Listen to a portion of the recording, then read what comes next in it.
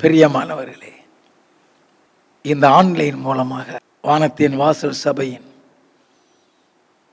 ஞாயிறு ஆராதனையில் பங்கு பெறும்படியாக வந்திருக்கிற உங்கள் அனைவரையும் வாழ்த்துகின்றேன், வரவேற்கின்றேன்.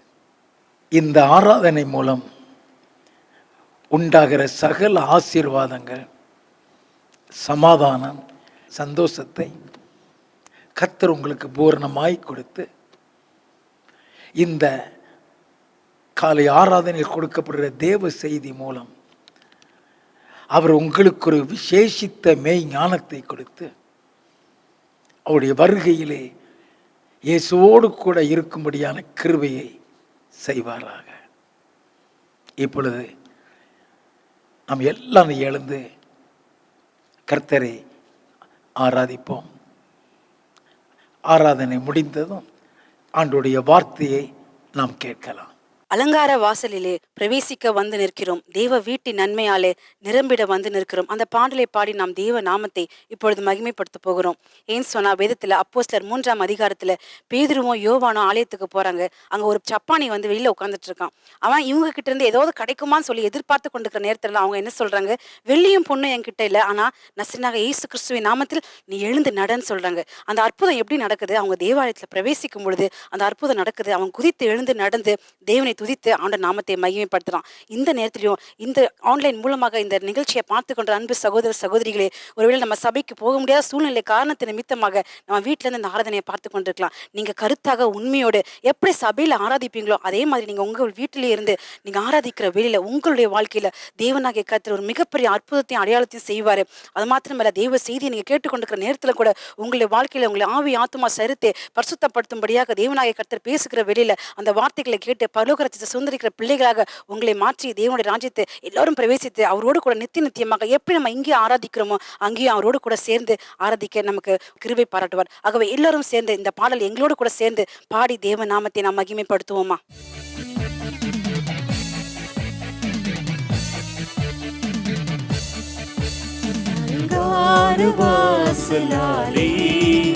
பிரவேசிக்க வந்து நிற்கிறோம், தெய்வ வீட்டின் அன்பையாலே நிரம்பிட வந்து நிற்கிறோம். அலங்கார வாசலாலே பிரவேசிக்க வந்து நிற்கிறோம், தெய்வ வீட்டின் அன்பையாலே நிரம்பிட வந்து நிற்கிறோம். ஆராதிக்க வந்தோம், அன்பு கூற வந்தோம், யெகோவா தேவனையே துதித்திட வந்தோம், தொழுதிட வந்தோம், தூயவர் இயேசுவையே.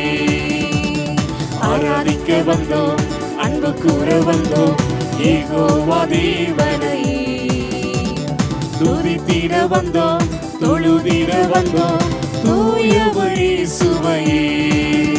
அலங்கார வாசலாலே பிரவேசிக்க வந்து நிற்கிறோம், தெய்வ வீட்டின் நன்மையாலே நிரம்பிட வந்து நிற்கிறோம்.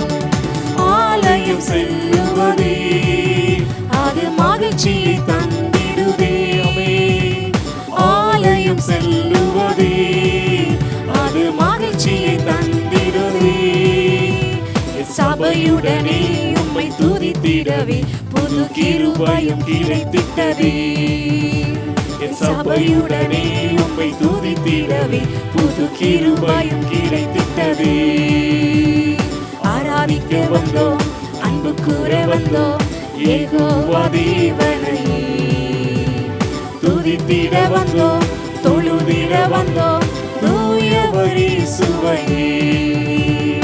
ஆராதிக்க வந்தோம், அன்பு கூற வந்தோம், யெகோவா தேவனையே துதித்திட வந்தோம், தொழுதிட வந்தோம், தூயவர் இயேசுவையே. பலிகளை செலுத்திடவே, ஜீவ பலியாக மாறிடவே. பலிகளை செலுத்திடவே, ஜீவ பலியாக மாறிடவே. மறுரூபத்தின் இதயத்தை தந்தீரே, சோத்திரம் சோத்திரமே சொல்லுவோமா. மறுரூபத்தின் இதயத்தை தந்தீரே. ஸ்தோத்திரம் ஸ்தோத்திரமே. ஆராதிக்க வந்தோம், அன்பு கூற வந்தோம், யெகோவா தேவனையே. துதித்திட வந்தோம், தொழுதிட வந்தோம், தூயவரே சுவையே. துதிகன மகிமையுமே முழு மனதோடு செலுத்தினோமே. துதிகன மகிமையுமே முழு மனதோடு செலுத்தினோமே. சம்பூரண ஆசீர்வாதங்களால் திருப்தியாய் அனுப்பிடுமே. சம்பூரண ஆசீர்வாதங்களால் திருப்தியாய் அனுப்பிடுமே. ஆராதிக்க வந்தோம், அன்பு கூற வந்தோம், யெகோவா தேவனையே. துதித்திட வந்தோம், தொழுதிட வந்தோம், தூயவரே சுவையே.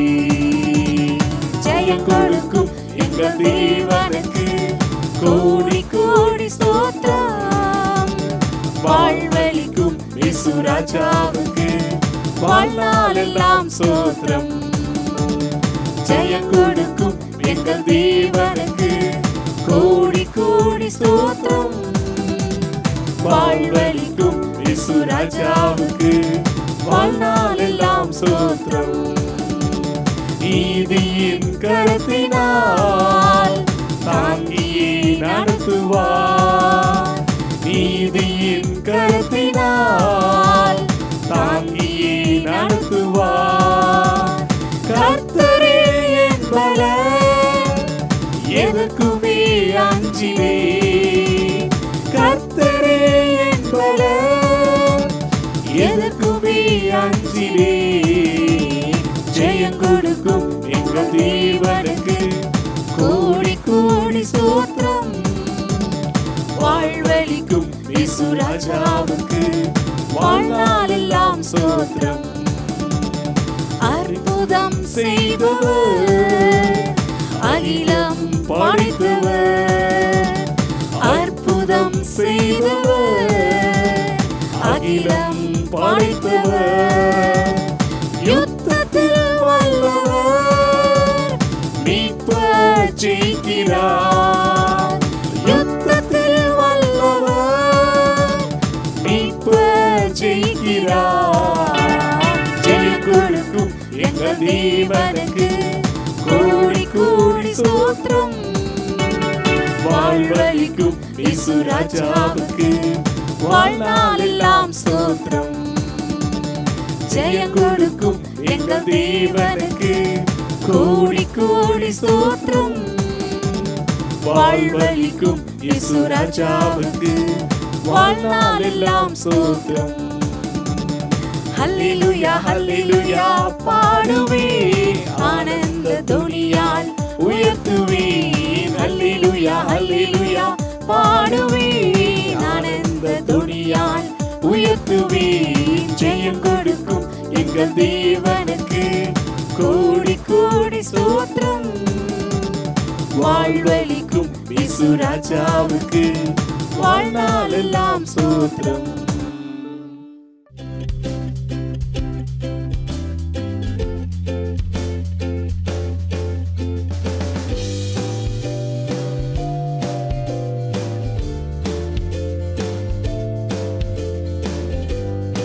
பிரியமானவர்களே, நாம் இப்பொழுது கடைசி காலங்களில் வாழ்ந்து கொண்டிருக்கின்றோம். எல்லா தேவ பிள்ளைகளுடைய எதிர்பார்ப்பும் இயேசு கிறிஸ்துடைய வருகை சீக்கிரத்தில் இருக்கும் என்பதுதான். இயேசு கிறிஸ்துவினுடைய வருகையில் எப்படியாவது எடுத்துக்கொள்ளப்பட்டு நித்தியமாய் இயேசுவோடு கூட வாழ வேண்டும் என்பதுதான் தேவ பிள்ளைகள் ஒவ்வொருவருடைய வாஞ்சியம். ஆகவேதான் இயேசு கிறிஸ்துவின் வருகைக்கு நம்மை ஆயத்தப்படுத்தக்கூடிய கர்த்தரின் ஜெபத்தை குறித்த வேத விளக்கங்களை தொடர்ந்து கடந்த வாரம் வரைக்கும் தியானித்து கொண்டு வந்தோம். இனி பரலோக ராஜ்யத்தை சுதந்தரிக்க தேவன் நம்மிடத்தில் எதிர்பார்க்கும் காரியங்களை நாம் அறிந்து அதன்படி எப்படி நடக்க வேண்டும் என்பதை தெரிந்து கொண்டு தேவனிடம் அதற்கேற்ற கிருபையை நமக்கு கொடுக்கும்படியாக நாம் ஜெபிக்க வேண்டும். இயேசு கிறிஸ்து சொன்னார், மத்தேயு எழுதின சுவிசேஷம் 7வது அதிகாரம் 21வது வசனத்தில், பரலோகத்தில் இருக்கிற என் பிதாவின் சித்தத்தின்படி செய்கிறவனே பரலோக ராஜ்யத்தில் பிரவேசிப்பானே அல்லாமல் என்னை நோக்கி கர்த்தாவே கர்த்தாவே என்று சொல்லுகிறவன் அதில் பிரவேசிப்பதில்லை என்று சொன்னார். பரலோகத்தில் இருக்கிற என் பிதாவின் சித்தத்தின்படி செய்கிறவன் என்று சொன்னாலே தேவாதி தேவனுக்கு பிரியமாய் நடக்கிறவன் என்று அர்த்தம். இயேசு கிறிஸ்துவை தேவனாகிய கர்த்தர் இந்த பூமிக்கு மானிடனாக அனுப்பும் பொழுது இயேசு கிறிஸ்து எப்படி சொல்லி வந்தாரா? எபிரேயரின் புஸ்தகம் 10வது அதிகாரம் 7வது வசனத்தை நாம் வாசித்து பார்ப்போமானால், அப்பொழுது நான் தேவனே உம்முடைய சித்தத்தின்படி செய்ய இதோ வருகிறேன், புஸ்தக சொல்லில் என்னை குறித்து எழுதியிருக்கிறது என்று சொன்னேன் என்றார். தேவனே உம்முடைய சித்தத்தின்படி செய்ய இதோ வருகிறேன் என்றால் உமக்கு பிரியமானதை செய்ய இதோ வருகிறேன் என்று அர்த்தம். இயேசு கிறிஸ்துவுக்கு 30 வயதான பொழுது தேவாதி தேவன் இவரை குறித்து சாட்சி கொடுத்தார். வாசிக்க கேட்போம். லூக்கா எழுதினதான சுவிசேஷம் 3வது அதிகாரம் 21 முதல் 23 வரை. ஜனங்கள் எல்லாரும் ஞானஸ்தானம் பெற்ற போது இயேசுவும் ஞானஸ்தானம் பெற்று ஜெபம் பண்ணுகையில் வானம் திறக்கப்பட்டது.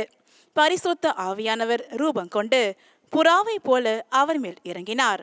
வானத்தில் இருந்து ஒரு சத்தம் உண்டாகி, வானத்தில் இருந்து ஒரு சத்தமும் உண்டாகி, நீர் என்னுடைய நேசகுமாரன், உம்மில் பிரியமாயிருக்கிறேன் என்று உரைத்தது. நீர் என்னுடைய நேசகுமாரன், உம்மில் பிரியமாயிருக்கிறேன் என்று உரைத்தது. அப்பொழுது இயேசு ஏறக்குறைய 30 வயதுள்ளவரானார். 30வது வயதிலே தேவாதி தேவன் அவரை குறித்து சாட்சி கொடுக்கிறார். நீர் என்னுடைய நேசகுமார், உம்மில் பிரியமாயிருக்கிறேன். தேவாதி தேவனிடம் இருந்து தேவ பிள்ளைகள் இப்படிப்பட்ட சாட்சியை பெற வேண்டுமானால் அவருக்கு பிரியமாய் நடக்க வேண்டும். ஆதாமுக்கு 7ஆம் தலைமுறையான ஏனோக்கை குறித்து எபிரேயரின் புஸ்தகம் 11வது அதிகாரம் 5வது வசனத்தில் எழுதப்பட்டுள்ளது. அவன் மரணத்தை காணாதபடிக்கு எடுத்துக்கொள்ளப்பட்டான்.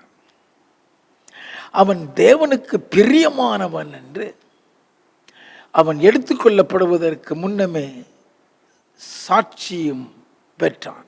இயேசு கிறிஸ்துவின் வருகையில் கர்த்தருக்கு எதிர்கொண்டு போக நாம் ஆகாயத்தில் எடுத்துக்கொள்ளப்படுவோம் என்று 1 தெசலோனிக்கேயர் 4வது அதிகாரம் 17வது வசனத்தில் எழுதப்பட்டுள்ளது. கடைசி எக்காலம் தொனிக்கும். அப்பொழுது ஒரு நிமிஷத்தில், ஒரு இமைப்பொழுதில் நாம் எல்லாரும் மறுரூபமாக்கப்படுவோம் என்று 1 கொரிந்தியர் 15வது அதிகாரம் 51 எழுதப்பட்டுள்ளது.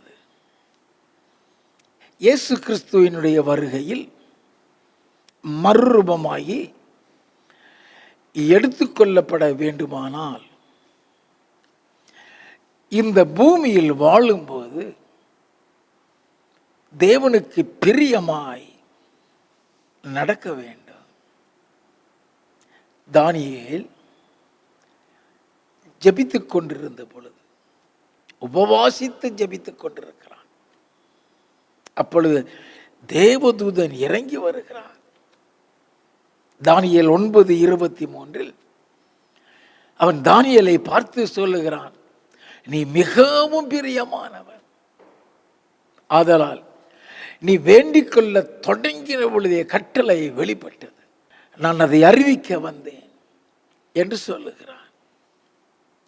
எனக்கு அருமையான தேவஜனமே, தேவனுக்கு பிரியமாய் நடந்தவன் தானியேல்.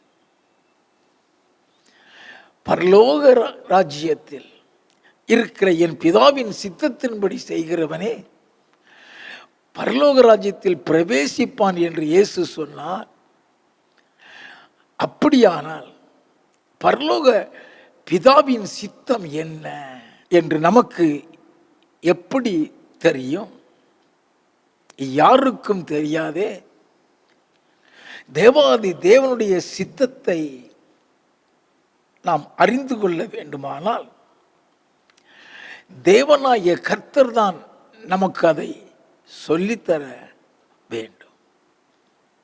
அப்படியானால் நம்முடைய ஜெபம் ஒவ்வொரு நாளும் எப்படி இருக்க வேண்டும்?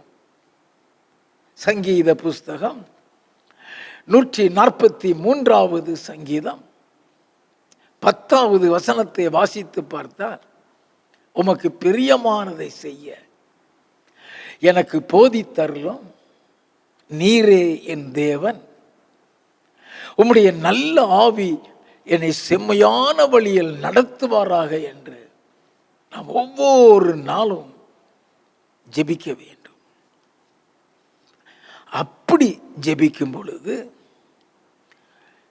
தேவனுக்கு பிரியமானது என்ன, எது தேவனுக்கு பிரியம் இல்லாதது, எதை செய்தால் ஆவியானவர் துக்கப்படுவார் என்பதை நாம் அறிந்து கொள்ளக்கூடிய ஒரு பரலோக ஞானத்தை தேவனாகிய கர்த்தர் கொடுப்பார். தேவனுக்கு பிரியமானதில் ஒன்று ஞானத்தோடு நடந்து கொள்ளுவது. வேதம் சொல்கிறது, நீதிமொழிகளின் புஸ்தகம் 23வது அதிகாரம் 15வது வசனத்தை வாசித்து பார்த்தால், என் மகனே, உன் இருதயம் ஞானமுள்ளதாயிருந்தால் என்னிலே என் இருதயம் மகிழும் என்று தேவன் சொல்லுகிறார். அப்படி என்றால் தேவனுக்கு பிரியமானது ஞானத்தோடு கூட இருப்பது. சாலமோன் ராஜா ஆட்சிக்கு வந்தவுடன் அவன் தேவனிடத்திலே ஐஸ்வர்யத்தை கேட்கவில்லை, பொன்னையும் வெள்ளியும் தாருங்கள் என்று கேட்கவில்லை. இந்த ஜனங்களை ஆளக்கூடிய ஞானத்தை தாருவேன் என்று கேட்டான். அது தேவனுக்கு மிகவும் பிரியமாயிருந்தது என்று எழுதப்பட்டிருக்கிறது. உலகத்தில் வாழ்கிறதற்கும் ஞானம் வேண்டாம்,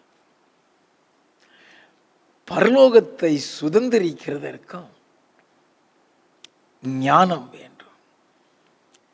நாம் இன்று தியானிக்க போகிற காரியமே பரலோக ராஜ்யத்தை சுதந்தரிக்கக்கூடிய ஞானம், அது தேவனுக்கு மிகவும் பிரியமான காரியம். அந்த பரலோக ஞானம் நமக்குள் இருக்கும் பொழுது நாம் பரலோகத்தை சுதந்தரிக்கக்கூடிய காரியத்தை நம்மளை செய்ய வைக்கும்.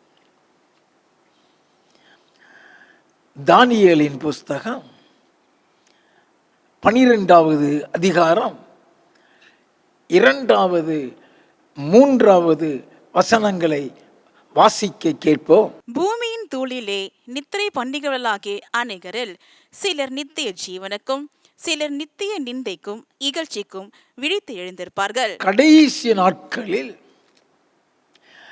நடக்கப் போகிற சம்பவத்தை தேவனாகிய கர்த்தர் தானியேலுக்கு வெளிப்படுத்துகிறார். அது என்ன? பூமியின் தூளிலே நித்திரை பண்ணுகிறவர்களாகிய அநேகரில், மரித்து போன அநேகரை குறித்து சொல்கிறது. சிலர் நித்திய ஜீவனுக்கும் சிலர் நித்திய நிந்தைக்கும் இகழ்ச்சிக்கும் விழித்து எழுந்திருப்பார்கள். ஞானவான்கள் ஆகாய மண்டலத்தின் ஒளியைப் போலவும் அநேகரை நீதிக்குட்படுத்துகிறவர்கள் நட்சத்திரங்களைப் போலவும் என்றென்றைக்கும் உள்ள சதா காலங்களிலும் பிரகாசிப்பார்கள். ஞானவான்கள் ஆகாய மண்டலத்தின் ஒளியை போலவும் அநேகரை நீதிக்குட்படுத்துகிற நட்சத்திரங்களைப் போலவும் என்றென்றைக்கும் உள்ள சதா காலங்களிலும் பிரகாசிப்பார்களாம். பரலோகத்திலே பிரகாசிக்கிற பிரகாசத்தை குறித்து எழுதப்பட்டிருக்கிறது. அதிலே ஞானவான்கள் பரலோக ராஜ்யத்திலே சூரியனை போல, அதாவது ஆகாய மண்டலத்தின் ஒளியை போல என்று சொன்னால் சூரியனை போல பிரகாசிப்பார்களாம். இதை குறித்து இயேசு கிறிஸ்து சொன்னார். மத்தேயு எழுதினதான சுவிசேஷம் 13வது அதிகாரம் 43வது வசனத்திலே நீதிமான்கள் தங்கள் பிதாவின் ராஜ்யத்திலே சூரியனை போல பிரகாசிப்பார்கள் என்று இயேசு சொன்னார். நாம் நன்றாக அறிந்து கொள்ள வேண்டும். பரலோக ராஜ்யத்தில் சூரியனை போல பிரகாசிக்க வேண்டுமானால் ஞானமுள்ளவர்களாய் இருந்தால்தான் பிரகாசிக்க முடியும். இயேசு சொன்னாரே, நீதிமான்கள் தங்கள் பிதாவின் ராஜ்யத்தில் சூரியனை போல பிரகாசிப்பார்கள் என்று. அந்த நீதிமான்களுக்கென்று தேவனாகிய கர்த்தர் ஒரு விசேஷித்த ஞானத்தை கொடுக்கிறார். நீதிமொழிகளின் புஸ்தகம் 2வது அதிகாரம் 6வது வசனத்தை நாம் வாசித்து பார்த்தால், கர்த்தர் ஞானத்தை தருகிறார், அவர் வாயினின்று அறிவும் புத்தியும் வரும் என்று எழுதப்பட்டிருக்கிறது. நீதிமொழிகள் 2வது அதிகாரம் 7வது வசனத்தில் அவர் நீதிமான்களுக்கென்று மெய் ஞானத்தை வைத்திருக்கிறார். பரலோகத்தில் நுழைய வேண்டுமானால் நீதிமானாய் இருந்தால்தான் நுழைய முடியும். யார் நீதிமான்? மெய் ஞானம் உள்ளவன். நன்றாக அறிந்து கொள்ள வேண்டும். ஒருவன் ஞானம் உள்ளவனாக இருந்தால் அவன் நீதிமான். ஒருவன் தன்னை நீதிமான் என்று சொல்லுகிறதா இருந்தால் அவனுக்கு ஞானம் இருக்கும். பரலோகத்தை சுதந்தரிக்கக்கூடிய அந்த மெய் ஞானத்தை எப்படி பெற்றுக்கொள்ள முடியும் என்பதை முதலாவது நாம் அறிந்து கொள்ள வேண்டும். பரலோக ராஜ்யத்தை சுதந்தரிக்கக்கூடிய அந்த பரலோக ஞானம் என்றால் என்ன என்பதை நாம் அறிந்து தேவனுக்கு பிரியமாய் நடந்து பரலோக ராஜ்யத்தை சுதந்தரிக்க வேண்டுமானால் நாம் இப்பொழுது பார்க்க போகிற வழிமுறைகளில் அந்த பரலோக ஞானத்தை நாம் பெற்றுக்கொள்ள முடியும். முதலாவது, தேவன் பரலோகத்தை சுதந்திரிக்கிறதற்கு எப்படி எல்லாம் ஞானத்தை கொடுக்கிறார், எந்த எந்த வழிகள், எந்த எந்த முறைகளில் பரலோக ஞானம் புதைந்து கிடக்கிறது அல்லது மறைந்து கிடக்கிறது என்பதை நாம் அறிந்து கொள்ள வேண்டும். ஆண்டவரிடத்திலே அப்படிப்பட்ட ஒரு ஞானத்தை நாம் கேட்டு பெற்று எப்படியாவது பரலோகத்தை சுதந்திரிக்க வேண்டும். முதலாவது பரலோக ஞானம். I am not talking about the worldly wisdom. இப்பொழுது நான் உலக ஞானத்தை குறித்து பேசவில்லை. எந்த ஞானம் உன்னை பரலோகத்துக்கு வழி நடத்தும், எது பரலோக ராஜ்யத்தில் நுழையக்கூடியதை சொல்லிக் கொடுத்து உன்னை பாதுகாக்கும், அதை நாம் தெரிந்து கொள்ள வேண்டும். முதலாவது, ரட்சிப்பினால் உண்டாகக்கூடிய ஞானம். சால்வேஷன் என்று சொல்லுகிறது த்ரூ ஜீசஸ் கிரைஸ்ட். இயேசு கிறிஸ்து மூலமாய் மாத்திரம்தான் ரட்சிப்பு உண்டு. நல்லா நாம் அறிந்து கொள்ள வேண்டும். அந்த ரட்சிப்பின் மூலம் உண்டாகக்கூடிய ஞானம்னா என்ன, அது எப்படி நம்மளை தேவனுக்கு பிரியமான காரியத்தை செய்ய வைக்கும், நாம் அதை அறிந்து கொள்ள வேண்டும். 2 தீமோத்தேயுவின் புஸ்தகம் 3வது அதிகாரம் 15வது வசனத்தை நாம் வாசித்து பார்த்தால், கிறிஸ்து இயேசுவை பற்றும் விசுவாசத்தினாலே உன்னை ரட்சிப்புக்கேற்ற ஞானமுள்ளவனாக்கத்தக்க பரிசுத்த வேத எழுத்துக்கள் நீ சிறு வயது முதல் அறிந்தவன் என்றும் உனக்கு தெரியும் என்று அப்போஸ்தலனாகிய பவுல் தீமோத்தேயுவுக்கு எழுதும் பொழுது சொல்லுகிறார். அப்படி என்றால் இயேசு கிறிஸ்து மூலமாகவும் பரிசுத்த வேத எழுத்துக்கள் மூலமாகவும் அந்த ஞானம் நமக்கு கொடுக்கப்படுகின்றது. இயேசு கிறிஸ்துவுக்குள் வேதம் சொல்லுகிறது ஞானம், அறிவு என்பவைகளாகிய பொக்கிஷங்கள் எல்லாம் அடங்கி இருக்கிறது என்று கொலோசியர் 2வது அதிகாரம் 3வது வசனத்தில் எழுதப்பட்டுள்ளது. ஆதலால் தான் தேவனாகிய கர்த்தர் நம்மை பார்த்து கேட்கின்றார். நீதிமொழிகளின் புஸ்தகம் 23வது அதிகாரம் 26வது வசனத்தில், என் மகனே உன் இருதயத்தை எனக்கு தா, உன் கண்கள் என் வழிகளை நோக்குவதாக என்று எழுதப்பட்டுள்ளது. தேவன் நம்மிடத்தில் எதிர்பார்க்கிற காரியம் நம்முடைய இருதயத்தை அவருக்கு கொடுப்பது. அவர் வந்து நமக்குள் வாசமாயிருக்கிறதற்காக இருதயத்தை கேட்கின்றார். வெளிப்படுத்தின விசேஷம் 3வது அதிகாரம் 20வது வசனத்தில், இதோ வாசல் படியிலே நின்று தட்டுகிறேன், ஒருவன் என் சத்தத்தை கேட்டு கதவை திறந்தால் அவனிடத்திலே நான் பிரவேசித்து அவனோடு போஜனம் பண்ணுவேன், அவன் என்னோடு போஜனம் பண்ணுவான் என்று எழுதப்பட்டிருக்கிறதே.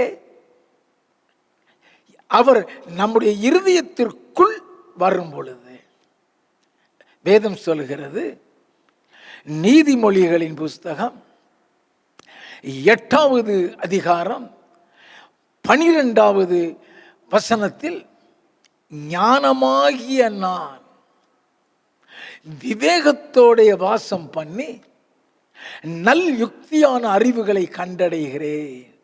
நல்ல கவனிங்க, இயேசு கிறிஸ்து நமக்குள் வாசம் செய்யும் பொழுது ஞானமாகிய நான் என்று சொல்கிறார்.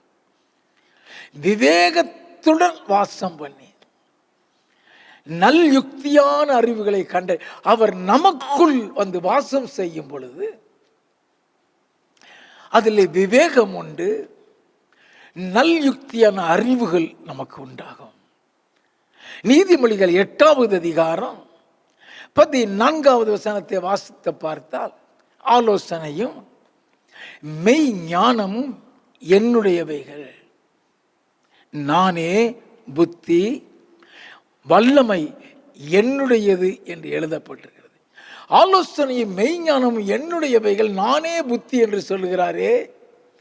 அப்படி என்றால் என் மகனே உன் இருதயத்தை எனக்கு தா என்று சொல்லி அவர் நமக்குள் வந்து வாசம் செய்யும் பொழுது அந்த ஞானம் நமக்குள் வருகிறது.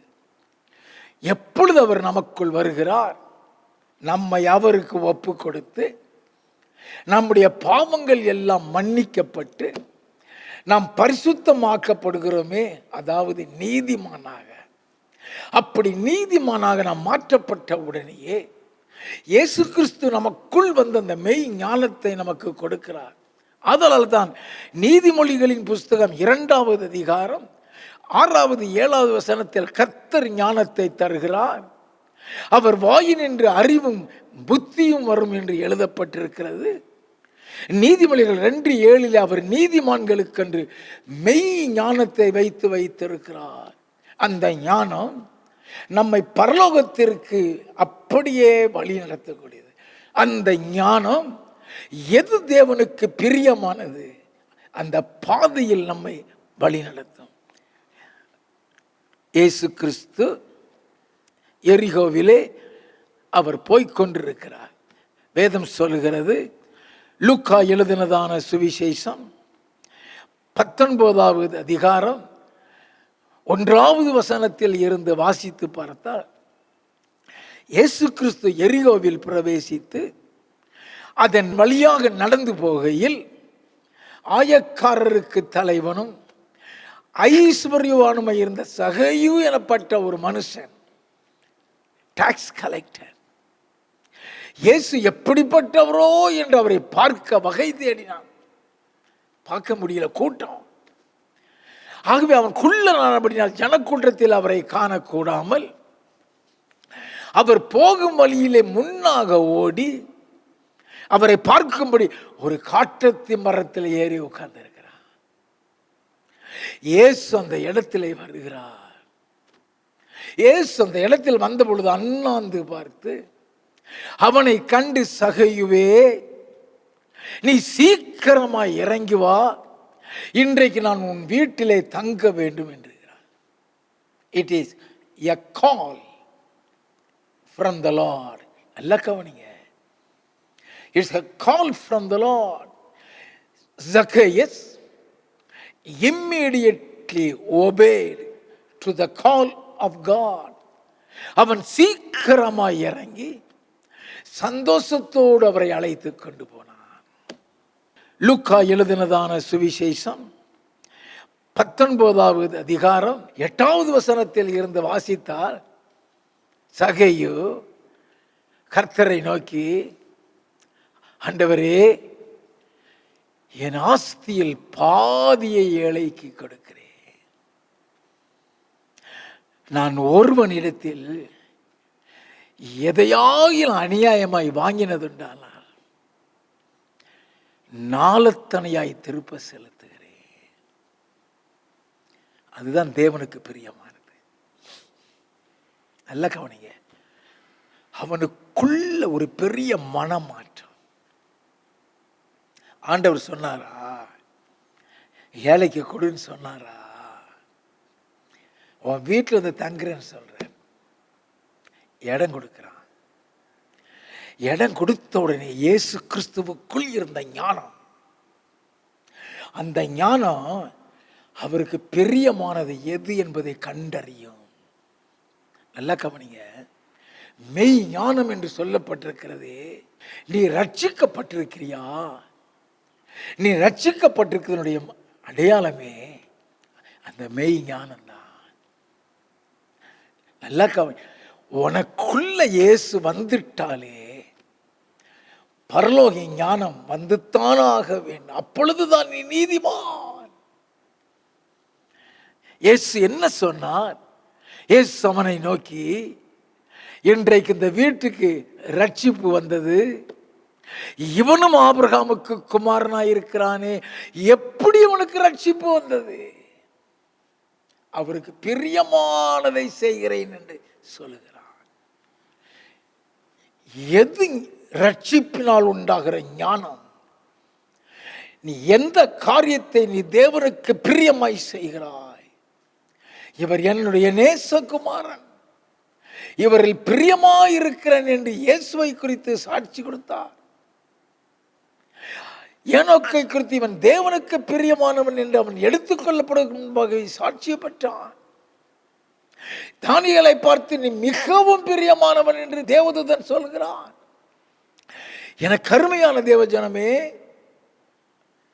நீ தேவனுக்கு பிரியமானதை செய்யும் பொழுது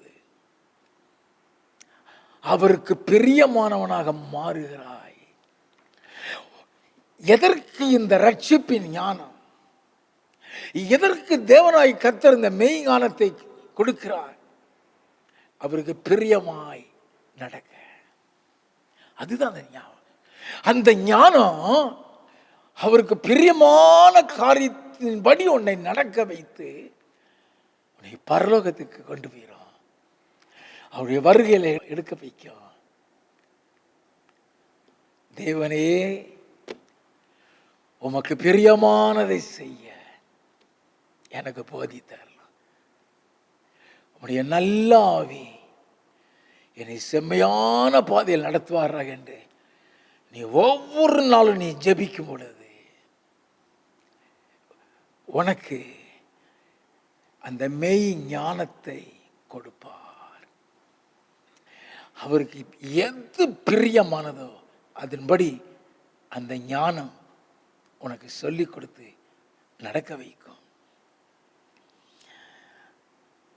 இயேசு சொன்னாரே, யோவான் 14வது அதிகாரம் 6வது வசனத்தில், நானே வழியும் சத்தியமும் ஜீவனுமாயிருக்கிறேன், என்னால் அல்லாமல் ஒருவனும் பிதாவினிடத்தில் வர்றான் என்று சொன்னாரே. அவர்தான் வழி, அவர்தான் சத்தியம், அவர்தான் ஜீவன். என்னால் அல்லாமல் ஒருவனும் பிதாவினிடத்தில் வர்றான் என்று சொல்லும் பொழுது யார் அந்த இயேசு? இயேசு மூலம் எப்படிப்பட்ட ரட்சிப்பு உண்டு? இயேசு கிறிஸ்து மூலம் எப்படி பரலோகத்தை சுதந்திரிக்க முடியும் என்ற பாதையில் உன்னை வழி நடத்தி அவருக்கு பிரியமானதை சொல்லிக் கொடுக்கிறதுக்கு தான் அந்த பரலோக ஞானம். இயேசு கிறிஸ்துவை சிலுவையில் அறைந்த பொழுது அவரோடு கூட 2 கல்லர்களையும் அறைந்தாங்க. அதுல ஒரு கல்லை இயேசுவை பார்த்து சொன்னான், நீ கிறிஸ்துவானால் உன்னையும் எங்களையும் ரட்சித்துக்கொள் என்று அவரை இகழ்ந்தான். நல்ல கவனிங்க, எது தேவ ஞானம், எது மெய் ஞானம்? இன்னொருத்தன் அவனும் கல்லந்தான், அவன் இயேசுவை விசுவாசிக்கிறான். இவர் மூலம் பரலோகம் உண்டு, நானே வழி, நானே சத்தியம், நானே ஜீவன் சொன்னாரே, அதை விசுவாசிக்கிறான். இவர் மூலமா பரலோகத்துக்கு போக முடியுங்கிறத நம்புறான். அவனுக்குள் தேவன் அந்த ஞானத்தை கொடுக்கிறார்.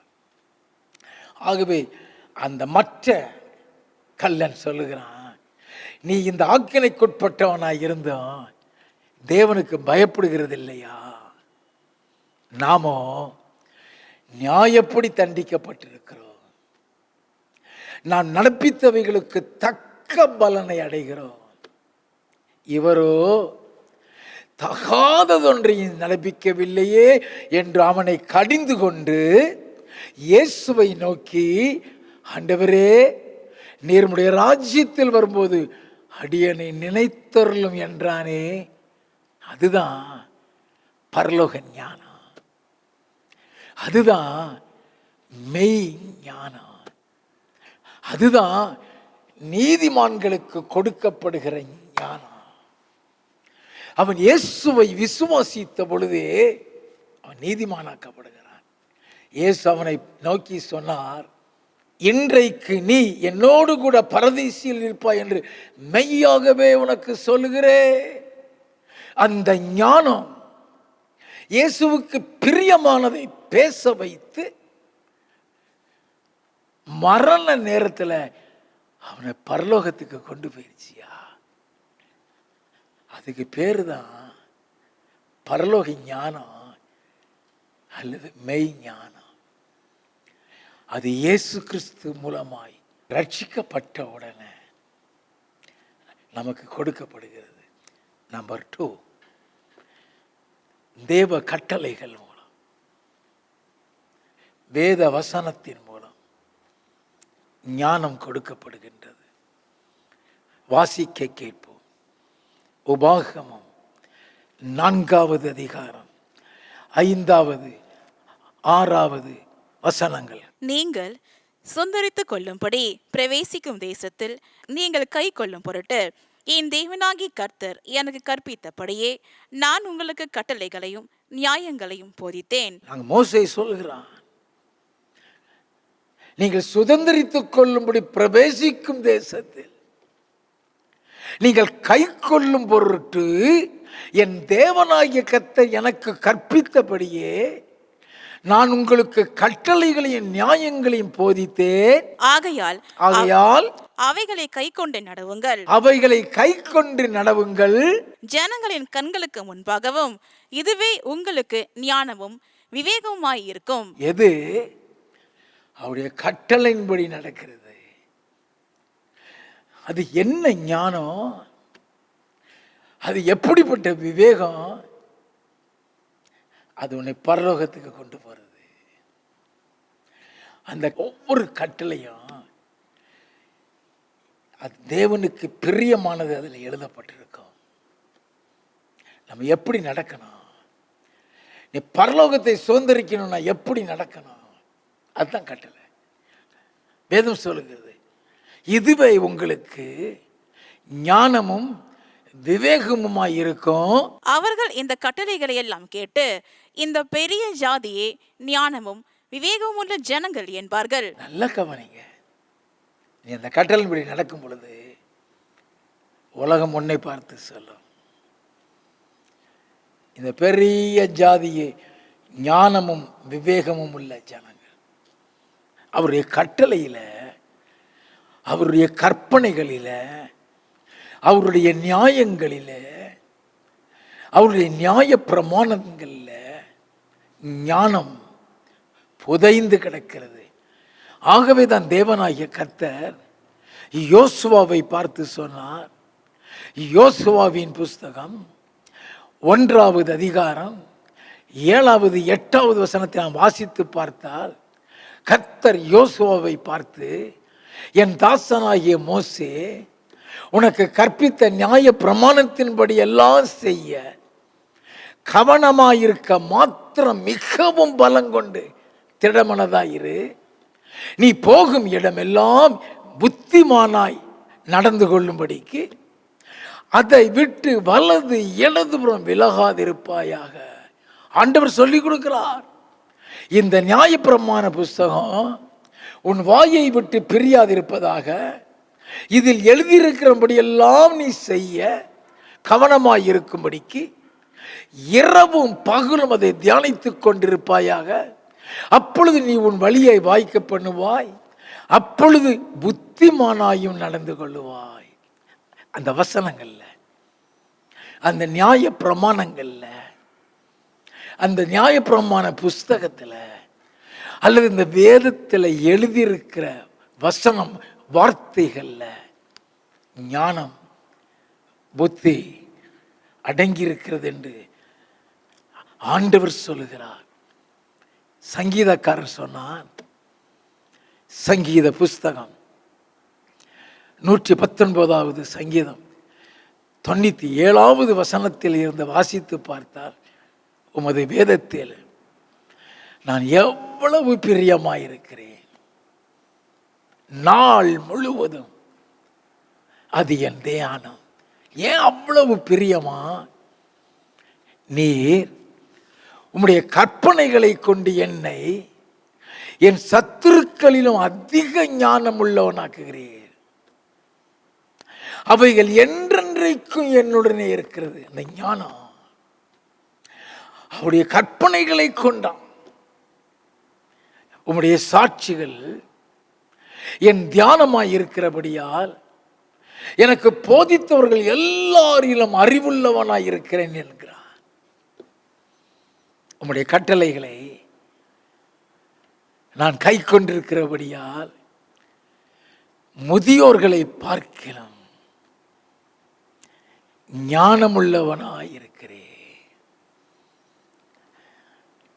உம்முடைய வசனத்தை நான் காத்து நடக்கும்படிக்கு சகல பொல்லாத வழிகளும் என் கால்களை விளக்குகிறேன். அதுக்கு தான் அந்த புஸ்தகம். எதற்கு இந்த வேத புஸ்தகம்? அவருக்கு பிரியமானபடி உன்னை நடக்க வைக்கும். உன்னை பார்த்து சொல்லுவாரு, நீ மிகவும் பெரியமான, நீ மிகவும் பெரியமான, யூ ஆர் கிரேட்லி பிலவட். நல்ல கவனிங்க. இயேசு கிறிஸ்து சொன்னார், வேதத்தை எல்லாம் ஆராய்ஞ்சு பாருங்க, அதனால் நித்திய ஜீவன் உண்டு என்று சொன்னார். அந்த வேதத்தில் தான் இந்த ஞானம் எழுதப்பட்டிருக்கிறது. நீதிமொழிகளின் புஸ்தகம் 1வது அதிகாரம் 1வது வசனத்தில் இந்த வாசித்தார், தாவீதின் குமாரனும் இஸ்ரவேலின் ராஜாவுமாகிய சாலமோனின் நீதிமொழிகள் என்று எழுதப்பட்டு இவைகளால் ஞானத்தையும் போதகத்தையும் அறிந்து புத்திமதிகளை உணர்ந்து விவேகம், நீதி, நியாயம், நிதானம் என்பவைகளை பற்றிய உபதேசத்தை அடையலாம். அதிலெல்லாம் எழுதப்படும்.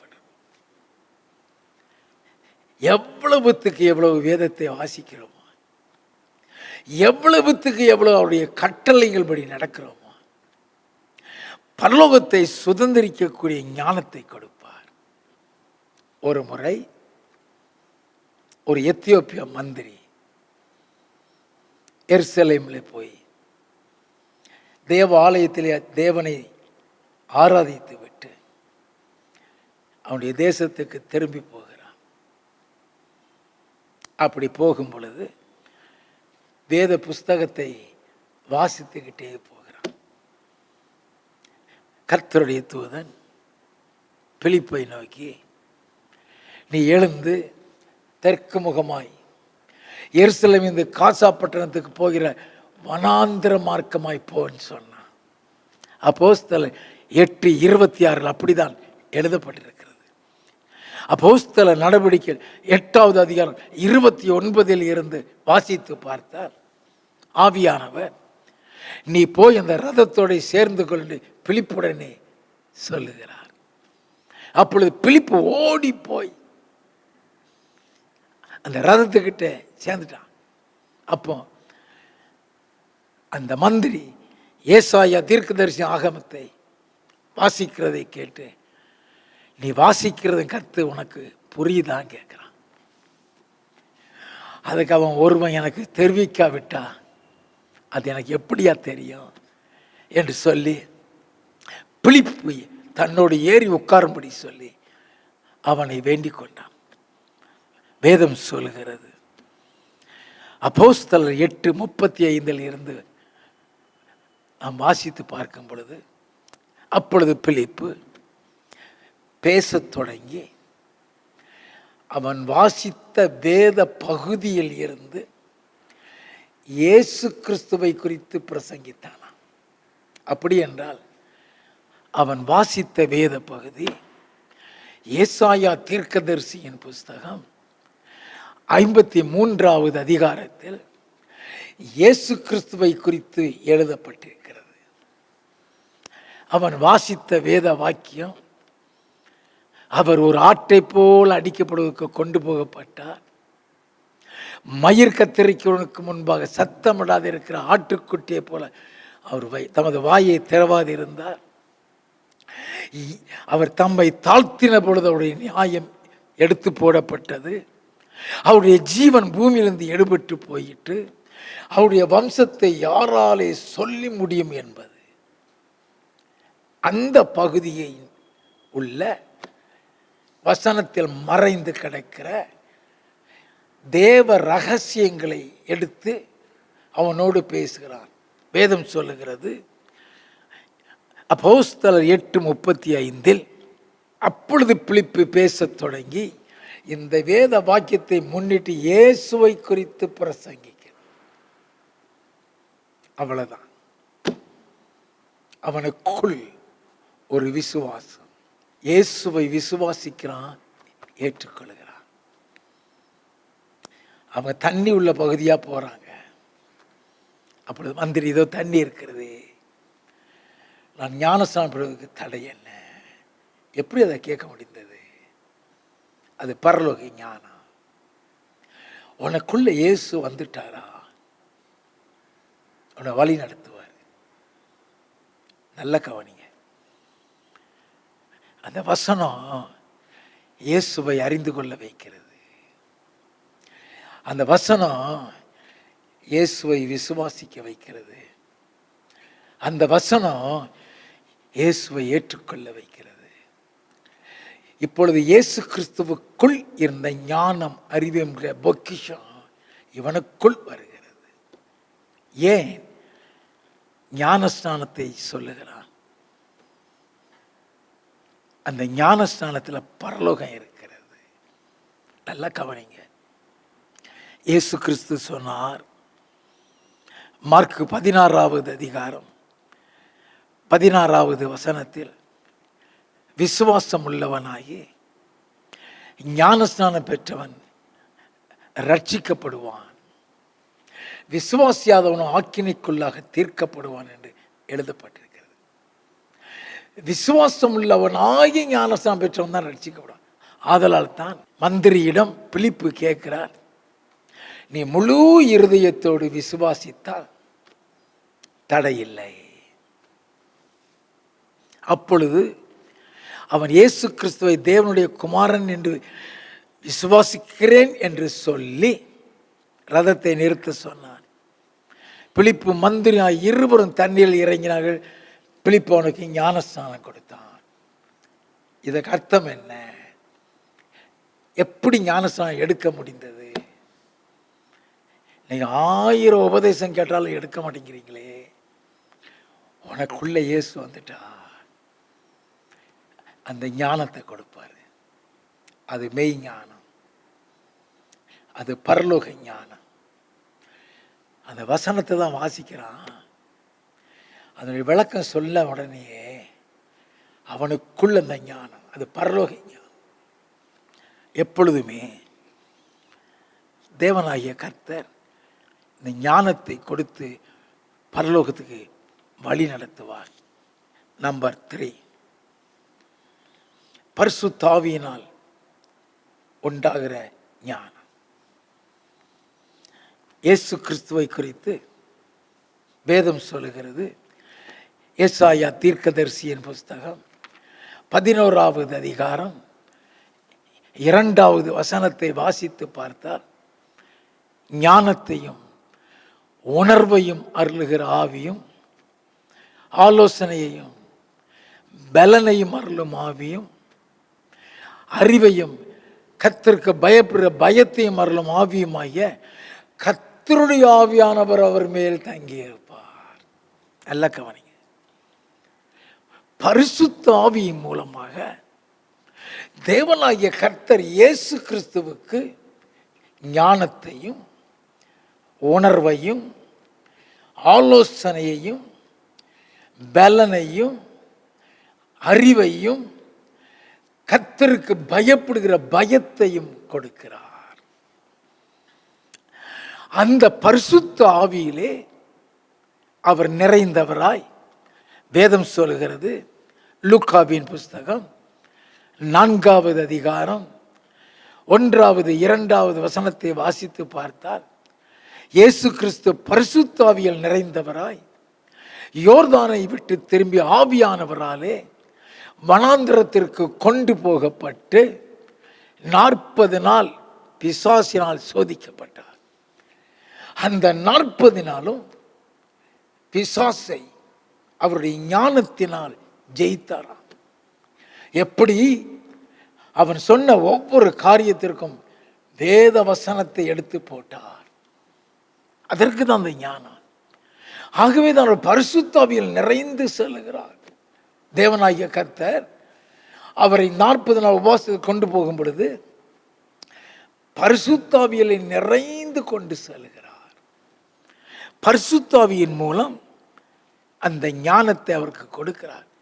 தேவனாகிய கர்த்தர் மோசேயை தெரிந்து கொண்டு லட்சக்கணக்கான இஸ்ரவேல் மக்களை வழிநடத்தக்கூடிய ஞானத்தை அவனுக்கு கொடுத்து மேய்ப்பனாக, மீட்பனாக, தலைவனாக இஸ்ரவேல் மக்களுக்கு நியமித்து அவர்களை வழிநடத்தி சென்று கொண்டிருக்கும் பொழுது, மோசேயினுடைய ஓட்டம் முடியும் பொழுது கர்த்தர் மோசேயை பார்த்து,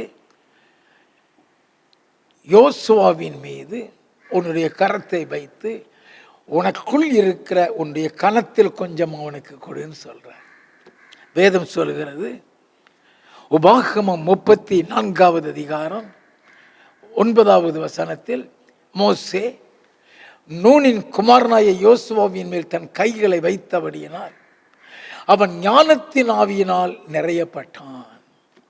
இஸ்ரவேல் புத்திரர் அவனுக்கு கீழ்ப்படிந்து கர்த்தர் மோசேக்கு கட்டளையிட்டபடியே செய்தார்.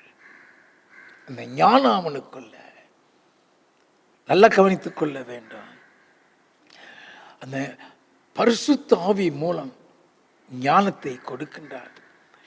அப்போஸ்தல நடவடிக்கைகளின் புஸ்தகம் 6வது அதிகாரம் 3வது வசனத்தை நாம் வாசித்து பார்த்தால், ஆதலால் சகோதரரே, பரிசுத்த ஆவியின் ஞானமும் நிறைந்து நற்சாட்சி பெற்றிருக்கிற 7 பேரில் உங்களில் தெரிந்து கொள்ளுங்கள் என்று ஆதி திருச்சபையில் அப்போஸ்தலர்கள் பேசுகிறார்கள்.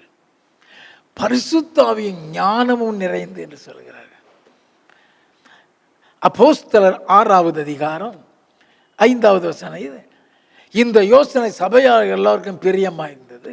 அப்பொழுது விசுவாசமும் பரிசுத்த ஆவியை நிறைந்தவனாகிய ஸ்தேவானை அவனோடு கூட சேர்ந்து இன்னும் 6 பேர் தெரிந்தெடுக்கிறார்கள்.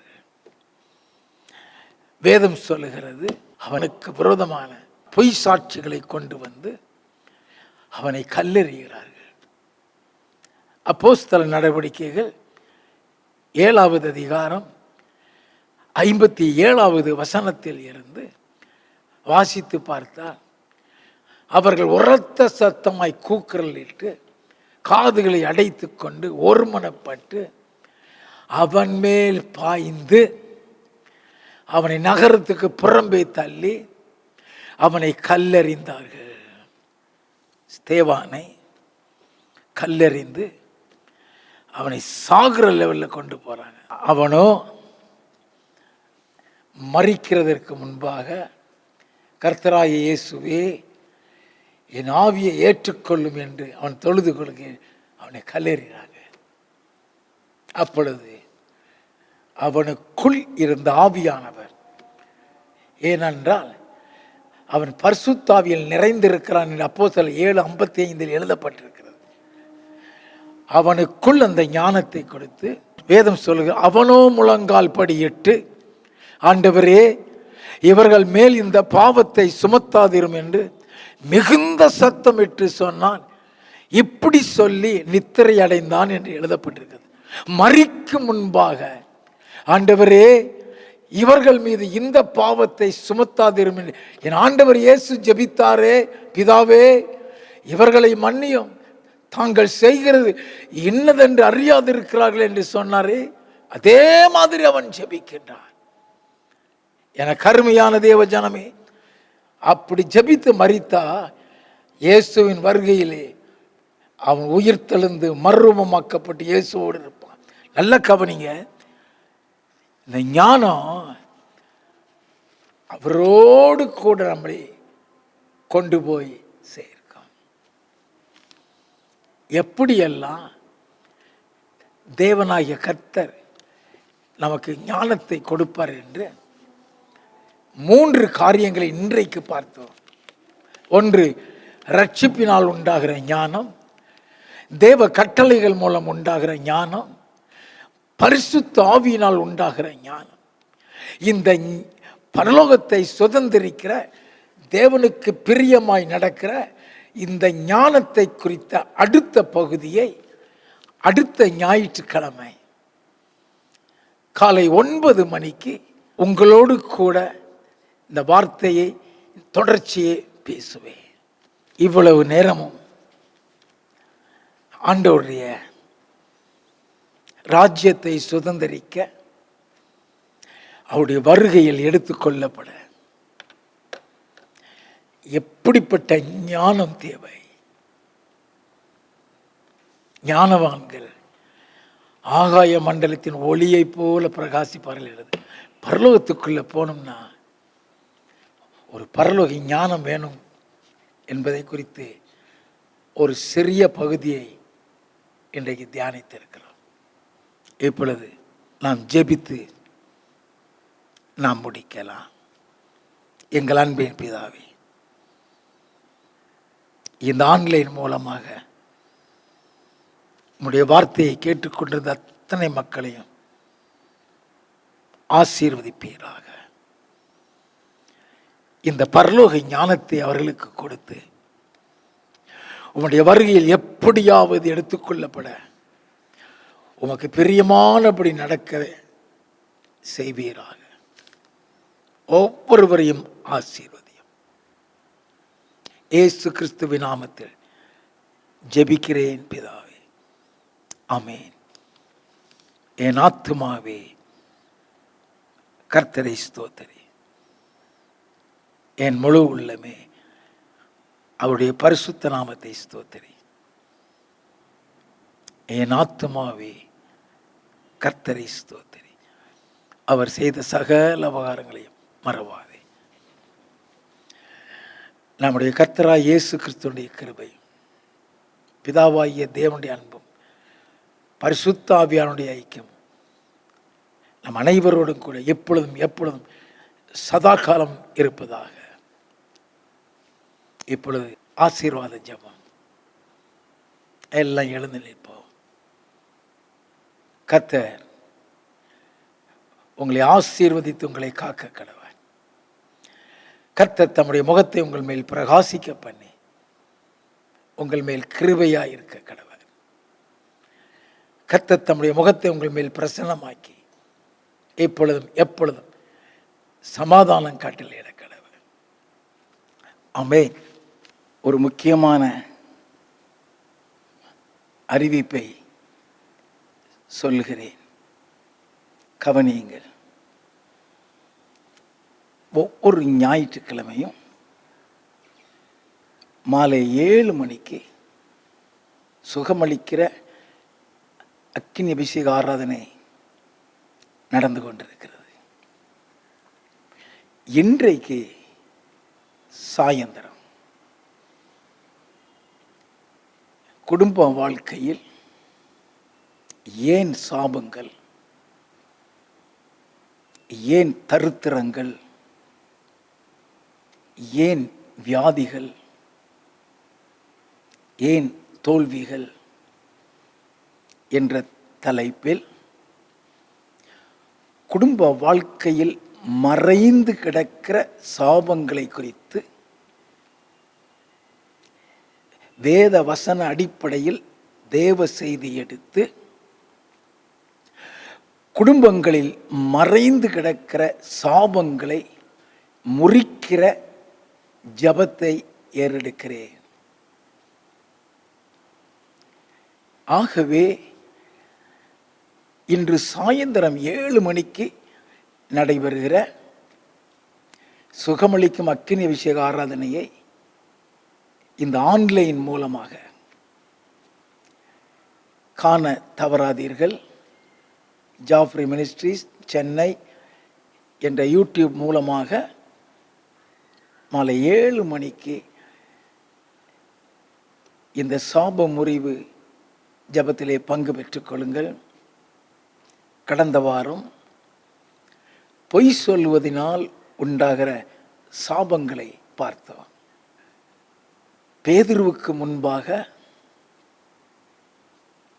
காணியாட்சியை விற்ற தொகையில் ஒரு பங்கை வஞ்சித்து வைத்து அல்லது மறைத்து மீதியை கொண்டு வந்து தேவ சமூகத்திலே வைத்த பொழுது அனனியாவும் சப்பிராலும் அந்த க்ஷணப்பொழுதே மறித்தார்களே, அது சாபம். தேவ மனுஷனாகிய எலிசாவிடம் பொய் சொன்ன கேயாசி சாபத்தோடு போனான். பொய்யினால் உண்டாகிற சாபத்தை வேத வசனத்தின் அடிப்படையில் கடந்த வாரம் தியானித்தோம். அதே மாதிரி நம்ம வாழ்க்கையில் நாம் செய்கிற ஒவ்வொரு தவறுகள் அது சாபங்களாக மாறுகிறது. நமக்கு தெரியாது அது எப்படி நம்மை பாதிக்கிறது, அது எப்படி பிள்ளைகளை பாதிக்கிறது, அது எப்படி வாரிசுகளை பாதிக்கிறது, எல்லாவற்றையும் நாம் தெரிந்து கொள்ள வேண்டும். குடும்பத்தில் திருமண தடை இருக்கிறதா, திருமணம் முடிந்து கர்ப்பத்தில் தடை இருக்கிறதா, படித்தும் வேலை கிடைக்காத சூழ்நிலை இருக்கிறதா, எவ்வளவு சம்பாதிச்சாலும் ஆசீர்வாதம் இல்லாமல் இருக்கிறதா, வருமானத்தில் தடைகள் இருக்கிறதா, அடிக்கடி சுகவீனப்படுகிறீர்களா, ஏதோ ஒரு சுகவீனம் எந்த மருந்திலும் சுகமாகவில்லையா, இப்படிப்பட்ட காரியங்கள் எங்கேயோ ஒரு மூலையில் ஒரு சாபம் தங்கி இருக்கிறது. நாம் அதை அறிந்து கொள்ள வேண்டும். அதை குறித்த தேவ செய்தியை வேத வசன ஆதாரத்தோடு விளக்கமாக இன்று சாயந்தரம் 7 மணிக்கு ஜாஃப்ரி மினிஸ்ட்ரீஸ் சென்னை என்ற யூடியூப் மூலமாக தேவ செய்தி கொடுத்து உங்க எல்லாருக்காகவும் நான் ஜெபிப்பேன். It's a live programme. நேரடியாக நீங்க அவர்கள் வீட்டில் இருந்து ஆன்லைன் மூலமாக பாருங்க. உன் குடும்பத்தில் மறைந்திருக்க அத்தனை சாபங்களையும் தடைகளையும், திருமணத்தடை, கர்ப்பத்தடை, ஆசீர்வாதத்தடை, வருமானத்தடை அத்தனையும் கர்த்தர் நீக்கி உங்களுக்கு அற்புதம் செய்வார். தேவனுடைய வல்லமை ஒவ்வொரு வீட்டிலையும் இறங்கும். ஆகவே இன்று சாயந்தரம் அதை பார்க்க மறந்து விடாதீர்கள். மறுபடியும் உங்களை இன்று சாயந்தரம் 7 மணிக்கு சந்திக்கிறேன். God bless you.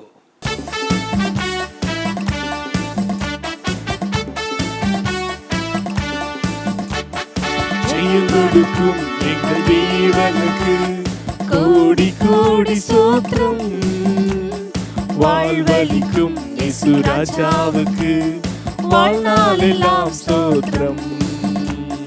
ஜெயம் கொடுக்கும் எங்கள் தேவனுக்கு கோடி கோடி ஸ்தோத்திரம். வாழ்வளிக்கும் இயேசு ராஜாவுக்கு வாழ்நாளெல்லாம் ஸ்தோத்திரம். அல்லேலூயா அல்லேலூயா பாடுவே ஆனந்த துணியாய் உயர்த்துவே. அல்லேலூயா அல்லேலூயா பாடுவே ஆனந்த துணியாய் உயர்த்துவேன். ஜெயம் கொடுக்கும் எங்கள் தேவனுக்கு கோடி கோடி ஸ்தோத்திரம். வாழ்வளிக்கும் இயேசு ராஜாவுக்கு வாழ்நாளெல்லாம் ஸ்தோத்திரம்.